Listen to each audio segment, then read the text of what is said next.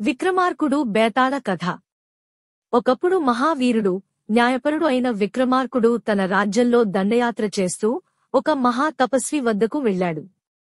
ఆ తపస్వి విక్రమార్కుడిని ఓ పాడుబడ్డ శ్మశానానికి పంపాడు.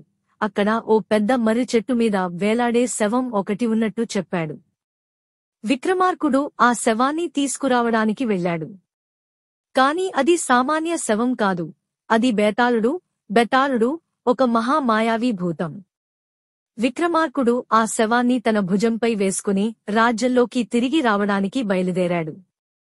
ఆ ప్రయాణంలో బేతాళుడు విక్రమార్కుడికి ఒక కథ చెప్పాడు. కథ: ఒక గ్రామంలో సునంద అనే అందమైన యువతి ఉండేది.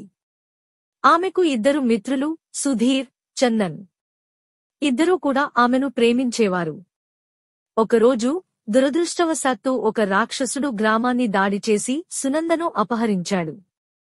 ఇద్దరు మిత్రులు ఆమెను రక్షించడానికి బయలుదేరారు. సునంద ప్రాణ స్నేహితులలో ఒకడైన సుధీర్ ఆ రాక్షసుని వధించాడు. మరో స్నేహితుడు అయినటువంటి చందన్ సునందను సురక్షితంగా తన ఊరికి తీసుకువచ్చాడు. ఇప్పుడు సునంద ఎవరిని పెళ్లి చేసుకోవాలి? ఒకరు ఆమెను రక్షించాడు, మరొకరు ఆమెను ఇంటికి తీసుకువచ్చాడు. బేతాళ ప్రశ్న: ఓ మహారాజా, నీకు న్యాయం తెలుసు. చెప్పు, సునంద ఎవరిని పెళ్లి చేసుకోవాలి?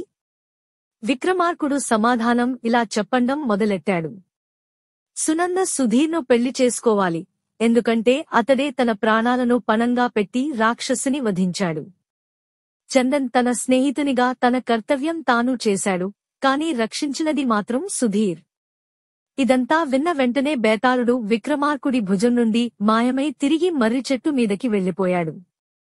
ఈ కథ త్యాగం, ధైర్యం మరియు న్యాయాన్ని సూచిస్తుంది. నిజమైన ధైర్యం ఉన్నవారే నిజమైన విజేతలు అని తెలుస్తుంది ఈ కథ వాళ్ళ మనకి. మీకు ఎలాంటి మరిన్ని విక్రమార్కుని, బేతాళాలుని కథలు కావాలి అంటే నా యూట్యూబ్ ఛానల్ని సబ్స్క్రైబ్ చేస్తారని ఆశిస్తూ మీ నుండి సెలవు తీసుకుంటూ మరొక మంచి ఎపిసోడ్తో మీ ముందుకు వస్తాను.